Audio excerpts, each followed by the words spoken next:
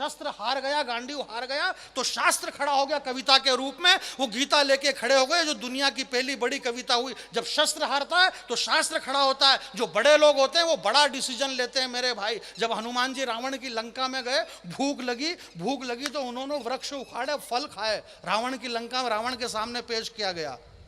रावण ने कहा, बोले तुम ज्ञानियों में अग्रज हो, ज्ञानी नाम अग्रम, तुमने गलती बहुत बड़ी करी है, सजा मिलेगी। बोले क्या सजा? बोले वन विभाग वाले तुम्हारे खिलाफ है।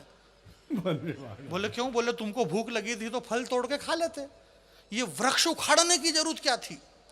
अशोक वाटिका पूरी तहस नहस कर दी तुमने। रावण ने कहा हनुमान जी से कि तुम्हें भूख लगी थी, तुम फल तोड़ करके खा लेते, परंतु इन वृक्षों को तुमने उखाड़ करके क्यों फेंका? ये अशोक वाटिका क्यों उखाड़ी? हनुमान जी ने कहा कि रावण, ये हमारी संस्कृति है। ये जो अशोक वृक्ष के नीचे बैठी हुई जो सीता है, ये जो अविरल आंसू बहा रही है, ये धरती से पैदा हुई है, ये धरती की पुत्री है। और ये जो वृक्ष खड़े हुए हैं, ये भी इस धरती पे खड़े हुए हैं, इसलिए ये वृक्ष भी इस धरती के पुत्र हैं। और एक बहन अगर आंसू बहाए और भाई अगर डीठ बन के खड़े रहे, उन्हें जिंदा रहने का कोई अधिकार नहीं। हनुमान जी ने सारे वृक्ष उखाड़ करके। डॉक्टर साहब ने कहा ना कि आपको दिमाग लगाने की जरूरत नहीं है। दिमाग नहीं लगाना चाहिए, क्योंकि दिमाग लगाने से दुख पैदा होता है। ज्यादा दिमाग लगाओगे तो दुख पैदा होगा। विधायक जी बैठे, सांसद जी बैठे, मंत्री जी बैठे। अब अगर आप दिमाग लगाओगे तो कांग्रेस वाले दिमाग लगाएंगे तो उन्हें इस बात का दुख होगा कि उनके नेता नहीं समझ रहे उनसे। कांग्रेस के नेता कूद कूद के बीजेपी में आ रहा है, कांग्रेस वाले से नेता नहीं संभल रहे। और भारतीय जनता पार्टी वाले दिमाग लगाए तो उनसे उनके कार्यकर्ता नहीं संभल रहे हैं। इनसे तो अपने प्रवक्ता नहीं संभल रहे हैं। अरे कोई किसी से ही नहीं संभल रहे, आप हम खुद नहीं संभल रहे अभी तक है? कम से कम मैं ऐसी एक भी बात नहीं बोलूंगा जिससे किसी की आत्मा को ठेस पहुंचे। आप काम की बात बोलो ना। 2 घंटे हो गए कवि सम्मेलन चलते चलते, इतना बड़ा कवि सम्मेलन, जो बात बोलना थी एक भी नहीं बोल रहे। 2 कवियों ने कविता पढ़ ली, 2 घंटे हो गए, एक बार भी मंच पे चाय नहीं आई। कम से कम तो चाय तो पिलाओ यार। जिंदाबाद जानी। भाई काम की बात करो, काम की बात करो। दिमाग लगाने से कोई मतलब नहीं है। दिमाग जो लगाए वो लगाए ना। आप ही के यहाँ का बेटा नरेंद्र दामोदर दास मोदी चाय वाला, ये लो जी भाई साहब, चाय वाले को नहीं रोकना चाहिए बेटा। अरे चाय वाला आदमी वहां गया 7 समंदर पार। जिस ब्रिटिश गवर्नमेंट के अधीनस्थ हिंदुस्तान 100 साल तक गुलाम रहा, 100 साल तक ये भारत हिंदुस्तान गुलाम रहा ब्रिटिश गवर्नमेंट के। इसी हिंदुस्तान के, इसी गुजरात का एक बेटा जब लंदन में गया नरेंद्र दामोदर दास, तो 7000 लोग वंदे मातरम का जयकारा लगा रहे थे। हमें इस बात का गर्व है मेरे भाई। आपको ताली नहीं बजाना, मैंने कहा क्या कि बजाओ। नहीं भाई, माल ओरिजिनल होगा तो मार्केट में अपने आप बिकेगा। इसमें विज्ञापन की क्या जरूरत है कि ताली बजाओ ताली बजाओ। नहीं, मैं आपसे एक बात पूछना चाहता हूं, आप क्या ताली बजाने वाले हो? भैया कौन बजाता है? भैया मेरी चाय रख देना है अलग से। कोई ऐसी बात ही नहीं, सामान्य सी बात है, बहुत बढ़िया। अच्छा देख, यहाँ भी ऊपर है, चाय वाला अकेला नहीं आया, साथ में अपना लेके आया है। चाय वाला दिल्ली अकेले नहीं जाता, लेके जाता है। वो तो लेके क्या जाते हैं, चाय वाले तो वरिष्ठ लोगों को लेके जाते हैं। जैसे आप अपने वरिष्ठ प्रधान दुबे जी को लेके चल रहे हो, चल रहे 3 दिन से। बोले ये 3 दिन से मेरे साथ में दुबे जी। ऐसे कैसे हमारे चाय वाले, जो हमारे देश के आदरणीय प्रधानमंत्री जी, वो भी अपने वरिष्ठों को साथ में रखते हैं। जो श्रेष्ठ बड़े हैं, उनसे उम्र में बड़े हैं, उनको सम्मान देते हैं। मुरली मनोहर जोशी जी, लाल कृष्ण अडवाणी जी, सबको आगे बिठाते हैं। और आगे बिठा करके फिर इस माइक से कहते हैं वो कि भाइयों और बहनों, आज मैं जिनकी वजह से हूं, इन लोगों की वजह से यहाँ पे खड़ा हुआ हूं, और ये जहां पर बैठे हुए हैं, ये मेरी वजह से यहाँ पर बैठे हुए हैं। तो ऐसा थोड़ी सब साथ में लेके चल रहे हैं। कुछ नहीं, ये मेरे को याद आ गया तो मैंने सुना दिया। पहली बार कवि सम्मेलन हो रहा, अगर मैंने सुना था तो ये डॉक्टर साहब सुना देते, क्या मतलब है? अब ये नहीं भी सुनाए तो इनको क्या फर्क पड़ रहा है? इनके तो 20 लाख पक्के, हमारे तो 1 लाख तो होने। ये सारी बात है हमारे। बात ये नहीं, कुल मिलाकर के बात ये है कि भाई हमारे डॉक्टर साहब ने कहा अभी कि ऐसे हमारे हिंदुस्तान के नेताओं की बात हम विदेश में जाकर के क्यों करें, और वाकई में नहीं करना चाहिए। जैसे भी हैं अपने हैं भाई। अगर ये सड़क खाएं, ये चारा खाएं, ये 10 करोड़ खाएं, 20 करोड़ खाएं, तो अपने हैं भाई, अपने यहीं का खा रहे, क्या मतलब है? और अपन नहीं खाएंगे तो कौन खाएगा? ये हिंदुस्तान की संपत्ति सरकारी संपत्ति है, इस पर सबको अधिकार है। आप खाओ पियो ऐश करो, बस संसद में घाटे का बजट मत पेश करो। और ये कौन चिल्ला रहा कि खा गए, ये वही चिल्ला रहा जिसको खुद को खाने को नहीं मिला। इसलिए आप खाइए, खाने में कोई दिक्कत नहीं है। मैं पीने के बारे में कुछ भी नहीं कहना चाहता हूँ।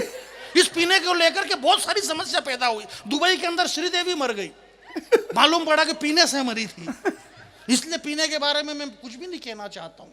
जब तक हम जिएंगे तब तक हम पिएंगे। ये सारे पुराने गाने, ऐसा कुछ नहीं। हमारे अमित भाई ने जो देशभक्ति की इतनी बढ़िया कविता सुनाई, भगवान श्री कृष्ण की कविता सुनाई। गांडीव धारण किए हुए अर्जुन, श्री कृष्ण भगवान रथ के ऊपर विराजमान है, गांडीव हाथ में अर्जुन के है, और अर्जुन गांडीव से तीर चलाना नहीं चाहते हैं। भगवान कृष्ण कह रहे कि चला दे, देख नहीं चलाएगा तो तेरा कुछ भी नहीं बिगड़ेगा, मेरा बिगड़ जाएगा, क्योंकि मैं इसीलिए अवतार लेकर के आया हूँ, इसलिए तू चला दे।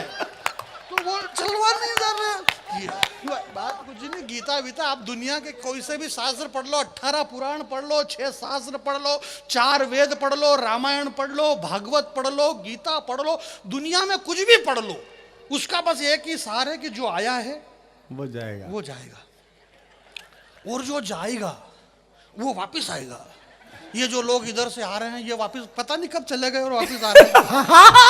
ऐसा आने जाने का सिलसिला बस रखो, ऐसा कुछ भी नहीं है। मैं आपके बीच में यहाँ ये नाम गलत छप गया और ऐसा कुछ भी नहीं। नाम जिसकी जैसी रही भावना प्रभु मुहूर्त नहीं देखी, ऐसी हमारे कुमार सर तो आजकल अपने अपने राम की कथा कर रहे हैं, राम के ऊपर भी बोल रहे। हमारी बहुत सारी माता बहनें, अहमदाबाद में मेरी बड़ी बहन रहती है, टेंशन में आ गई। बोले आ कांता बेन तमें शू बताऊँ? बोले शू? बोले आ मुंडो लटकाड़ी ने हूँ लेवाने बैठी। बोले आ कुमार विश्वास सर ने कथा उड़वाने हम मरवाने गई। बोले हूँ? बोले आ कुमार सर ने कीधो कि जिंदगी 4 दंडनी। बोले आ जिंदगी 4 दंडनी तो आ मुंडो लटकाड़वानी हूँ बात है। बोले आ मैंने 28 दिन नो टॉपअप लखाड़ी नाख्यो मोबाइल में। अब वो 28 दिन का टॉपअप बिगड़ जाए, क्योंकि जिंदगी तो 4 दिन की कुमार सर ने कहा। अगले इनके माथे आगे बोले जिंदगी कितने दिन की? बोले 4 दिन की। बोले मेरे 28 दिन की में से 24 रुपए का क्या होगा?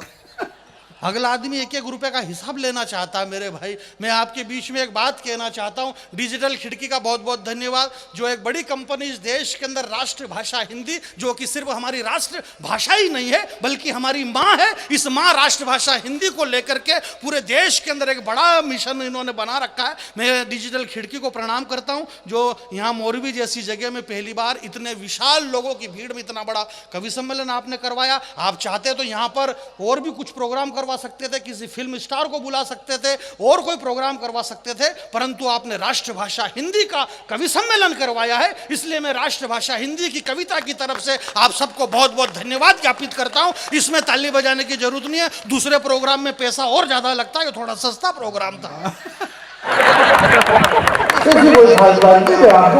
ये कविता मैं आपके बीच में सुना देता हूँ। इधर के सारे लोग बैठे हुए विराजमान। मैं डिजिटल वालों को बहुत बहुत धन्यवाद ज्ञापित करता हूं, बधाई देता हूं। डॉक्टर कुमार विश्वास सर का बहुत बहुत धन्यवाद कि आपके दर्शन करने का हमें सौभाग्य मिला। आप भी, हमारे भैया भी बहुत बड़े भावुक हो रहे थे। बोले हमारे छोटे से निमंत्रण पर देश के इतने बड़े कवि वशिष्ठ कुमार विश्वास जी और सारे बड़े कवि यहाँ पर आ गए। मैंने कहा आपको इतने भावुक होने की जरूरत नहीं है, इन्होंने जितने मांगे इतने आपने दे दिए तो ये आ गए। इसमें कोई नई बात थोड़ी नहीं है। आप पैसे देते तो सब आ जाते। ये हमारे अमित शर्मा जी देशभक्ति कितनी बड़ी बड़ी बातें कर रहे हैं, आप भी इनके 2000 रुपए कम कर दो, तू तड़ाके पे आ जाते हैं। क्या बात कर रहे हो आप? आदमी को यथार्थ में जीना चाहिए, जो सत्य क्या है उस सत्य पे जियो यार। बाकी फोगट की बातें सब ऐसा वैसा करने से कुछ भी नहीं है। और 2 घंटे से एक ही बात हो रही। बोले मोरबी में पहली बार कवि सम्मेलन हुआ, भैया कह रहे थे, बोले 370 हटी, 370 हटाई। अरे भाई 370 क्यों हटी? बात यह नहीं है कि 370 हटी। इस बड़े मन से आदरणीय पद्मश्री सुरेंद्र दुबे जी हमारे बीच में विराजमान बैठे हुए हैं, और बीच में इसलिए बैठे क्योंकि आजू बाजू में दूसरे बैठे, इसलिए ये बीच में बैठे हुए हैं। इसमें कोई नहीं, आदमी को डाउट होता है कि यार ये बीच में क्यों बैठा होगा, ये बीच में क्यों बैठा होगा। आदमी अरे यार कंफ्यूज हो जाता है ना कि यार ये कब सब कह रहे हैं कि हमारे बीच में दुबे जी बैठे हैं, हमारे बीच में दुबे जी। तो क्या मालूम दुबे जी को डर लगता है कि ये आजू बाजू में क्यों नहीं बैठते हैं, ये बीच में क्यों बैठते हैं। तो ये बीच में इसलिए बैठते हैं कि देखो, एक तो ये जगह यही खाली थी, और जो बड़े होते हैं हम उनको बीच में बिठा के रखते हैं, क्योंकि बड़े से हमें बहुत कुछ लेना होता है। आप सर ने बताया, कुमार सर ने, आपको बिल्कुल भी ध्यान नहीं देना है। कुमार सर मुझे बहुत प्यार करते हैं, और प्यार इसलिए करते हैं कि हालांकि मैं हूँ भी इस काबिल, इसलिए करते हैं, कोई खास बात नहीं इसमें। तो ये अलग बात है कि ये मेरे से करते हैं और मैं और किसी से करता हूँ, ये मालूम नहीं पड़ रहा। इस देश में ऐसे कर करके हमारे मध्य प्रदेश में सरकारें गिर गई। कौन किससे कर रहा मालूम ही नहीं पड़ रहा। और अखबार वाले लिख रहे, बोले सरकार गिरी रे, सरकार गिरी, टीवी पे चैनल पे बोले सरकार गिर गई, सरकार गिर गई, सरकार गिर गई। सांसद महोदय मैंने कहा बोले सरकार गिर गई, इससे तकलीफ नहीं है, तकलीफ ये है कि कितनी गिरी ये तो बताओ। क्या बात है, वाह वाह वाह। हमारे राजनीतिक स्तर क्या है और क्या नहीं। इस हिंदुस्तान की 135 करोड़ जनता ने ये जो इतना बड़ा विशाल कवि सम्मेलन हो रहा है, हमारे अमित भाई ने बताया कि भगवान श्री कृष्ण, मेरे भाई एक बात बताना चाहता हूं मैं आपसे, हिंदुस्तान, ये इसको इको बंद करो, मैं गाता कहाँ हूं? मैं तो गा ही नहीं रहा हूं, मैं तो खाली बोलता हूं प्लेन।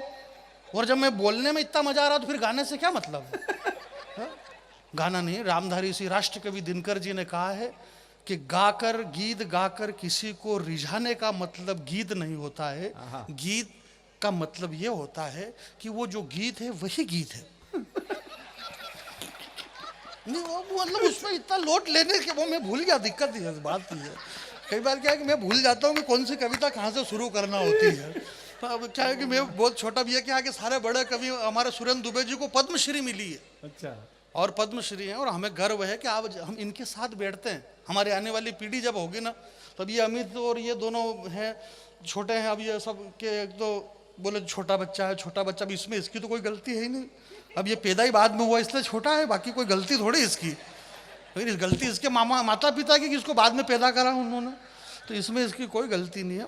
तो ये सारे बड़े कवि हैं, पद्मश्री हैं सुरेंद्र दुबे जी, बहुत बड़े कवि हैं, वरिष्ठ कवि हैं। श्रद्धेय कुमार विश्वास जी का परिचय मैं इसलिए भी नहीं दूंगा कि कई बार अगर इनका परिचय हमारे बहुत सारे कवि इस तरह से देते हैं और उनको यही मालूम नहीं कि भले तुम किसी तरीके से दे लो, होगा तो वही जो होना है। आप बिल्कुल भी नहीं समझ रहे और समझना भी मत, कि कुछ चीजें ऐसी होती है मेरे भाई के। माता कौशल्या से पूछा कि तुम्हारा गर्व से मस्तक कैसे ऊंचा हो गया? तुम्हारे बेटे राम हैं, हमारी राष्ट्रभाषा हिंदी, हमारी माँ है, तो हमारी माँ का मस्तक तब ऊंचा हो जाता है कि जब किसी 200-300 करोड़ रुपए लेने वाले किसी अक्षय कुमार जो गुटके पाउच खा खा के थूकवाने वाले अजय देवगन जैसे फिल्म स्टारों को वो चाहे 100-200 करोड़ रुपए ले ले, उससे दिक्कत नहीं है। हमारी राष्ट्रभाषा हिंदी, हमारी माँ का मस्तक तब बड़ा हो जाता है, ऊंचा हो जाता है कि वो अपनी कोख से एक ऐसे बेटे को जन्म देती है जिसकी 4 लाइन किसी भी बड़े फिल्म स्टार के नशे को 2 मिनट में उतारने के लिए काफी है। ऐसे श्रद्धेय कुमार विश्वास जी जिन्होंने हिंदी भाषा को माँ तक पहुंचाया। एक बार पीछे तक मेरी आवाज जा रही है, हाथ खड़े करो पीछे वाले, बजाओ उधर से कैमरा घुमा देना। ऐश्वर्या राय, युक्तामुखी, लारा दत्ता और प्रियंका चोपड़ा। अच्छा, क्या गजब का बनाया मालिक ने तुम्हारा थोबड़ा। तुम सबके सब विश्व सुंदरी का खिताब जीती, पर सही सही बता ना तुम्हारे साथ क्या क्या बीती। ये संस्कार संस्कृति को क्या पैरों तले रोंदा गया, यूं ही मिल गया है क्या?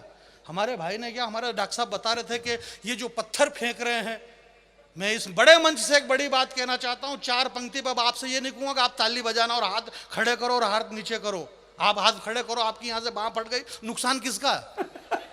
भाई नुकसान आपका, इसलिए मैं नहीं कह रहा हूं। परंतु ये जो पत्थरबाजी हो रही है, नूपुर शर्मा के साथ ऐसा हो गया, उसने ये कह दिया, उसने ये कह दिया, मैं आपसे एक बात कहना चाहता हूं मेरे भाई कि ये मेरे पुराने प्यारे मित्र। वाह, ये मंच पहली बार, डॉक्टर साहब आप पहली बार ये कविता सुनेंगे, और अगर इसके पहले भी आपने सुन रखी है तो चेहरे के हाव भाव ऐसे बनाओ जैसे पहली बार सुन रहे हैं। नहीं, अपने को 100 प्रोग्राम करना है डॉक्टर साहब। हालांकि अलग बात है कि अपन सब में रहिए नहीं रहे, पर करना है अपने को सबको। ए मेरे पुराने प्यारे मित्र, आप पहली बार सुनेंगे सुमन जी। ए मेरे पुराने प्यारे मित्र, ऐसे कैसे बदल गया रे तेरा चरित्र। तू भूलने का इतना आदि कैसे हो गया है। पकड़ लेना पंक्ति साहब, तू भूलने का इतना आदि कैसे हो गया है। शायद तूने कुरान ढंग से नहीं पढ़ी, इसीलिए जेहादी हो गया है।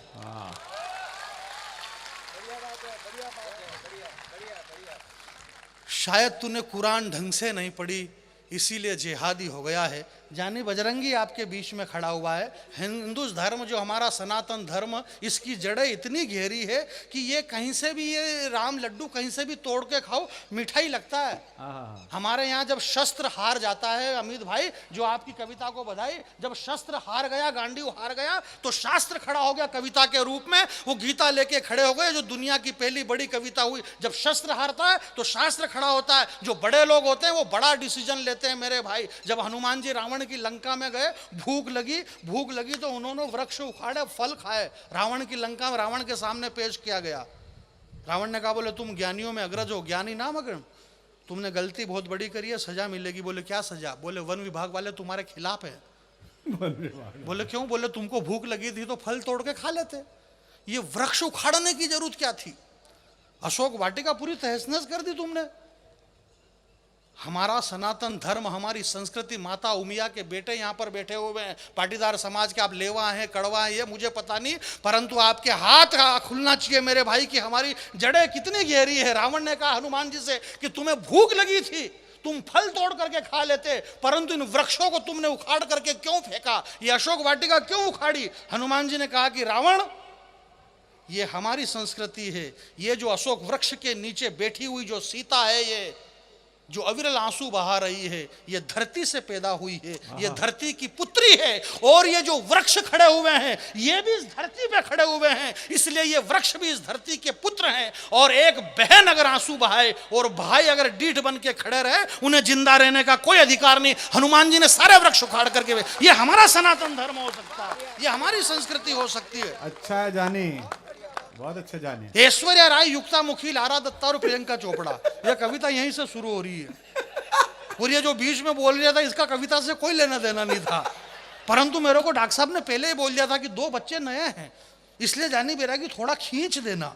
तो मैं प्रोग्राम को खींच रहा था, बाकी और कुछ भी नहीं है। बीच बीच में ये बीच बीच में खींचना पड़ता है। हाँ। आपके गुजरात में खींचना बोलते हैं, हमारे मालवीय में, उधर मध्य प्रदेश में सूतना बोलते हैं, बहुत बुरी तरह से। ऐश्वर्या राय, युक्ता मुखी, लारा दत्ता और प्रियंका चोपड़ा, क्या गजब का बनाया मालिक ने तुम्हारा थोबड़ा। तुम सब के सब विश्व सुंदरी का खिताब जीती, पर सही सही बताना तुम्हारे साथ क्या क्या बीती। अरे ऐश्वर्या राय, तूने सिर्फ सुंदरी शब्द चुना है, विश्व सुंदरी का नाम तेरे बाप ने भी नहीं सुना है। विश्व सुंदरी का नाम सुनेगा तो अपने आप को भूल जाएगी, और विश्व सुंदरी का चरित्र सुनेगा तो तेरी आंखें खुल जाएगी। विश्व सुंदरी बनने के लिए जमाने से जूझना पड़ता है, और विश्व सुंदरी बनने के लिए धधकते अंगारों पे कूदना पड़ता है। विश्व सुंदरी तो वो चित्तौड़ की महारानी पद्मिनी थी, जिसकी सुंदरता के आगे तालियां कमजोर है आपकी।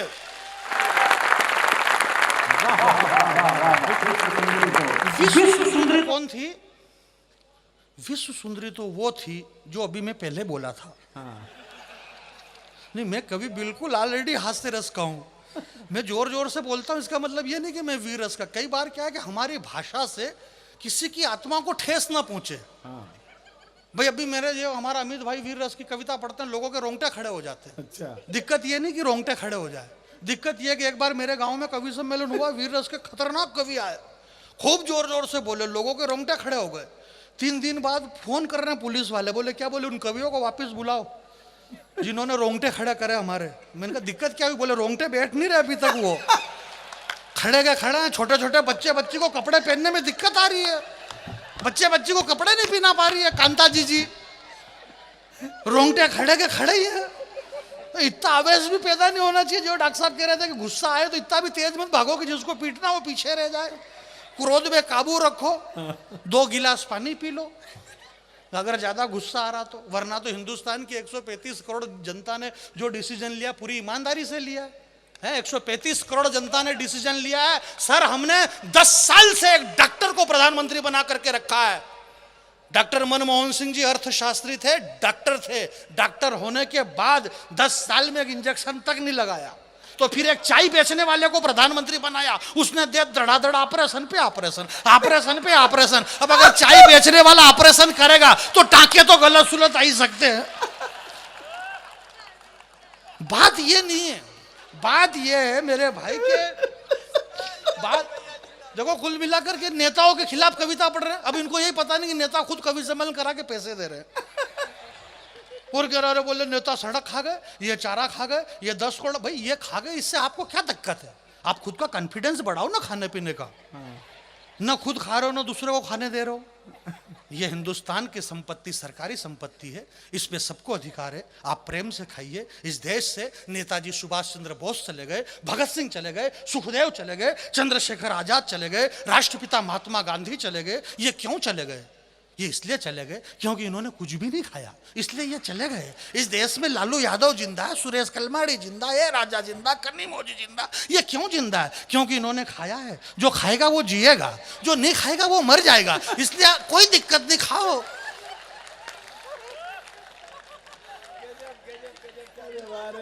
क्या दिक्कत है इन सारी चीजों में? आदमी को तटस्थ रहना चाहिए। कोरोना काल आया, भगवान श्री कृष्ण ने एक बार विश्वकर्मा को बुलाया। विश्वकर्मा को आप जानते होंगे अमित भाई, नहीं जानते तो भी आप हाँ करो क्योंकि कविता बड़ी है। विश्वकर्मा से हनुमान कृष्ण जी ने कहा, बोले यार कोई अच्छे से शहर का निर्माण करवाओ। बहुत पुरानी बात है, डॉक्टर साहब आप पहली बार सुनेंगे। तो डॉक्टर साहब का नाम बार बार लेना पड़ता और इशारे से लेना पड़ता, नहीं तो अगला आदमी समझे कि इन डॉक्टर साहब के बारे में कहते होंगे, क्योंकि डॉक्टर साहब दो हैं, दोनों मेरे आदरणीय और दोनों मुझे बहुत प्यार करते हैं। एक बार इन दोनों के सम्मान में जरा आप ताली बजा दीजिए।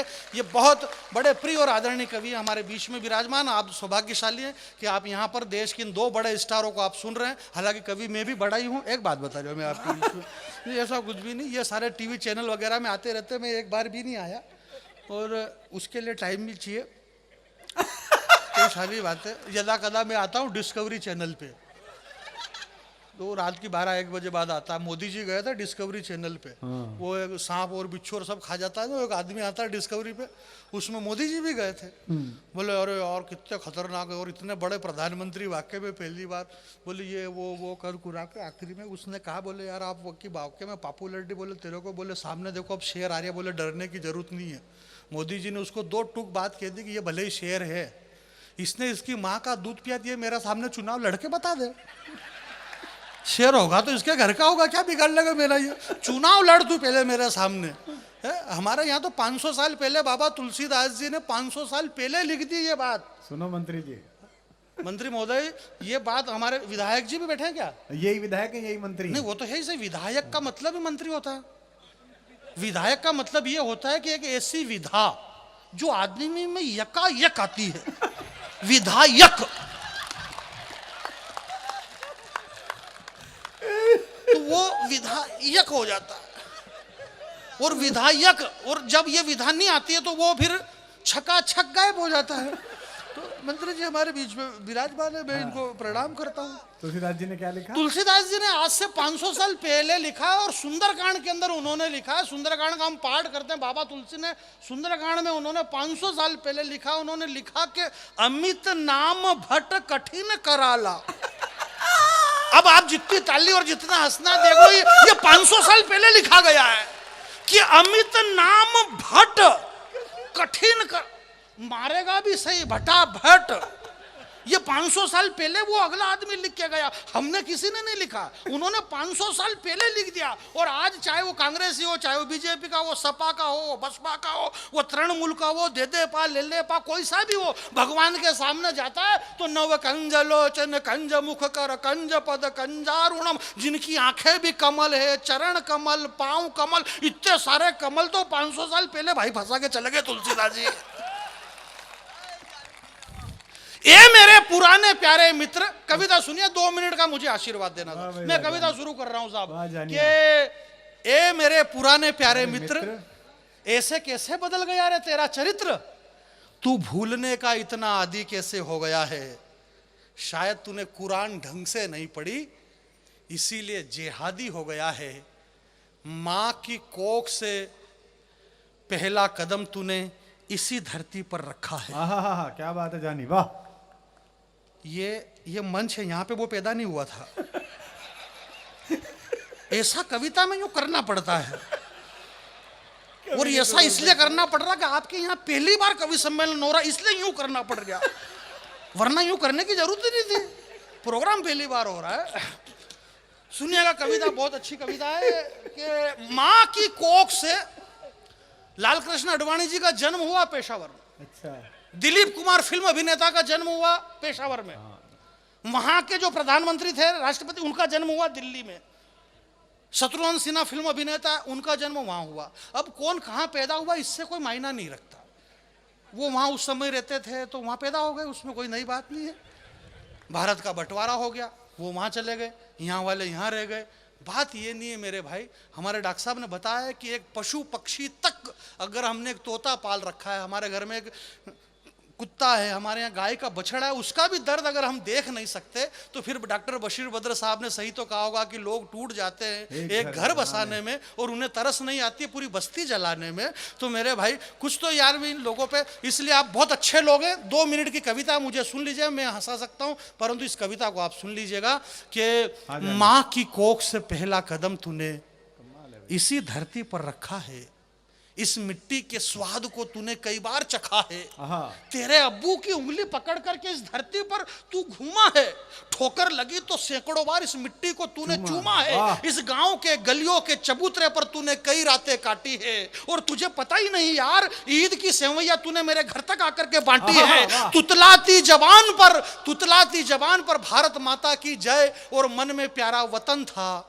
जब पहली बारिश में तू भींगा तो मेरा कमीज और तेरा बदन था, वो खुशी के दिन पता नहीं क्यों अब गम में बदल चुके हैं। मोरवी के लोगों जरा हाथ खोलना के खुशी के दिन पता नहीं क्यों वो गम में बदल चुके हैं, और चुराए थे चुपके चुपके जो बेर हमने साथ में, पता नहीं क्यों अब वो बम में बदल चुके हैं। बहुत बहुत धन्यवाद। वाह वाह, अच्छा है, अच्छा है। आप कविता सुन रहे, मैं प्रणाम करता हूँ, प्रणाम करता हूँ। अच्छा है, कितना प्यारा, वाह वाह। चुराए थे जो बेर हमने साथ में, पता नहीं क्यों वो बम में बदल चुके हैं यार। आपको नहीं कह रहा हूं यार, कैसे भूले वो सावन के झूले, यार कैसे भूले वो सावन के झूले, जो साथ साथ में झूले, वो आवारा गिरदी की बातें, वो कप कपाती सर्दी की रातें, वो रोज रोज स्कूल में बुखार का बहाना, नदी पर जाकर के नहाना, और खुशियों के वो दिन भी देखे थे जब चोरी से अमरूद मैंने तुम्हारी तरफ फेंके थे। एक भी हाथ खामोश न रहे, कविता अगर समझ रहे हैं तो हाथ खड़े करना कि खुशियों के वो दिन भी देखे थे जब चोरी से अमरूद मैंने तुम्हारी तरफ फेंके थे, और पत्तों की सरसराहट से रमतू काका जाग गया था, उस वक्त तू मेरे हिस्से के अमरूद लेकर के भाग गया था। वो दिन गए, वो रातें गई, वो बातें गई, और पता नहीं अब आ गया है तू किसकी बातों में, बारूद लेकर के बैठा है अमरूद वाले हाथों में। हाय हाय हाय, वाह, पीछे के लोग हाथ खड़े करें जरा। बारूद लेके बैठा है अमरूद वाले हाथों में, वाह जानी जीते रहिए, क्या बात है, वाह वाह। बारूद लेकर के बैठा है अमरूद वाले हाथों में, उम्र में तू बहुत छोटा था। पंडित जी प्रणाम। डॉक्टर साहब, उम्र में तू बहुत छोटा था, उम्र में तू बहुत छोटा था, कितना छोटा था मुझे पता नहीं है पर छोटा ही रहा होगा। मैं ये नहीं कह रहा हूँ कि राहुल जी की उम्र के बराबर रहा होगा। हमारे राहुल जी ने अभी रुद्रपुर में, उत्तर प्रदेश उत्तराखंड में एक जगह रुद्रपुर, वहाँ से उन्होंने खाट यात्रा निकाली, 2000 खाट यात्रा निकाली उन्होंने, खाट यात्रा। मेरे को समझ में ही नहीं आ रहा, अगले आदमी राजघाट की जरूरत थी, अब हम खाट पे आ गए, राजघाट से चले, कोई मतलब ही नहीं है यार। अगले आदमी को खाट की जरूरत है और वो यात्रा खुद को खाट की जरूरत है, समझ ही नहीं रहे। उम्र में तू बहुत छोटा था, उम्र में तू बहुत छोटा था। ये जो हिंदू मुसलमान ये वो सारी बकवास बातें मेरे भाई, इस सृष्टि पे हमारे डॉक्टर साहब कहते हैं कुमार सर कि इस दुनिया में कुछ भी नहीं बचेगा, और जब कुछ भी नहीं था, न पृथ्वी थी, न पाताल था, न पृथ्वी, न भू जल थल पावक गगन समीर आकाश वायु, कुछ भी नहीं था उस वक्त, सिर्फ एक ही चीज थी, वो मोहब्बत थी, वो प्रेम था, वो प्यार था, और प्यार से ये सृष्टि पैदा हुई है। बस मोहब्बत करिए, प्रेम करिए, ये बात मोहब्बत ही जिंदा रहेगी, बाकी सब मर जाएंगे मेरे भाई। मैंने खुद ने कोशिश करी, मेरे गाँव में भी कोशिश करी, प्रेम और मोहब्बत के चक्कर में 15 लाख रुपए में फैसला हुआ, बहुत ताकत पड़ी भैया, वो डीएनए वगैरह वो टेस्ट हुआ और बहुत माथा फोड़ी हुई भाई साहब, 15 लाख में खुटा हो, मोहब्बत का लफड़ा था। तो आप ये कह रहा था कि उम्र में तू बहुत छोटा था, तेरी मौसी के घर से ही लौटा था, और अकस्मात जब तू बीमार पड़ा तो छूट गया तेरे हाथों के वो गिल्ली डंडे, भूल गया वो। वो फिर समस्या ये आएगी, बोले कविता नहीं जानता, स्त्रीलिंग पुरलिंग ही नहीं जान रहा। जब तू उम्र में बहुत छोटा था, तेरी मौसी के घर से ही लौटा था, तो वो लौटने में थोड़ी देर हो गई उसको। तेरी मौसी के घर से ही लौटा था। आप जो पुराने लोग हैं, आपके जमाने में एक फिल्म आई थी अमर अकबर एंथोनी, उसमें 3 कलाकार थे। मंत्री जी आपने देखी होगी, उसमें 3 कलाकार थे। एक कहने में फिल्म थी पंडित जी, वो डॉक्टर साहब पर बहुत बड़ी बात थी, अमर अकबर एंथोनी। उसमें 3 कलाकार थे। एक उसमें अमिताभ बच्चन थे, एक उसके अंदर ऋषि कपूर थे, उनसे मेरा काम नहीं पड़ा, और एक विनोद खन्ना थे। विनोद खन्ना साहब से मेरा काम पड़ा कई बार। बम्बई में जनता की पुकार के कवि सम्मेलन वगैरह में वो आते जाते रहते थे, भारतीय जनता पार्टी में काम करते थे कई जगह। एक बार बम्बई में मुझे कवि सम्मेलन में मिले, और डॉक्टर साहब का संचालन था, सुमन जी वगैरह सब थे। सुमन जी का भी नाम बीच में लेना पड़ेगा वरना ये नाराज हो जाएंगे, क्योंकि विनोद खन्ना आ रहा कविता में। सुनिएगा। तो अब वो विनोद खन्ना साहब वहाँ मिले मेरे से, 10-20 मिनट हमारी बात हुई। प्रोग्राम के बाद पीछे चाय वाय पी हमने। 4-6 महीने बाद वो विनोद खन्ना भगवान के घर चले गए, आपको पता है। मेरा आपसे करबद्ध निवेदन है, प्रोग्राम के बाद कोई भी मेरे से पीछे मिलने की कोशिश ना करे ना। विनोद खन्ना मिला था इसलिए कह रहा हूँ मैं, बाकी और कोई दिक्कत नहीं। उसमें एक अमिताभ, उस हंसने की बात नहीं, अमिताभ बच्चन अभी भी है कि नहीं है? क्यों है? क्योंकि वो मेरे से मिले ही नहीं, इसलिए वो अमिताभ बच्चन अभी सलामत है।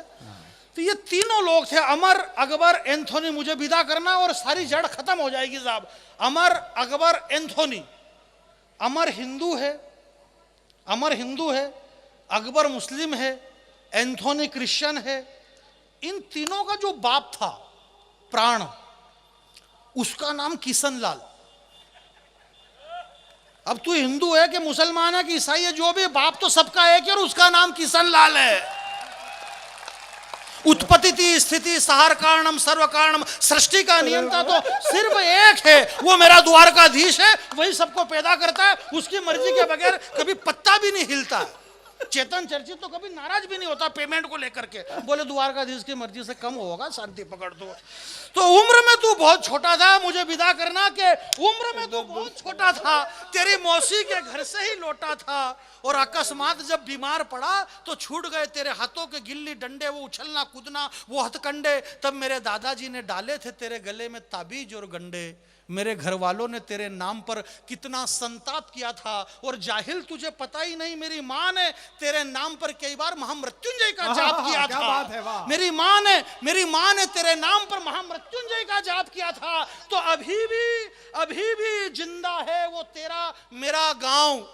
वाह, अभी भी जिंदा है वो तेरा मेरा गांव। जिंदा है आज भी नीम पीपल और मोरसली की छांव। जिंदा है सारे रिश्ते नाते, जिंदा है आज भी यहाँ जुम्मन शेख और अलगू चौधरी की बातें।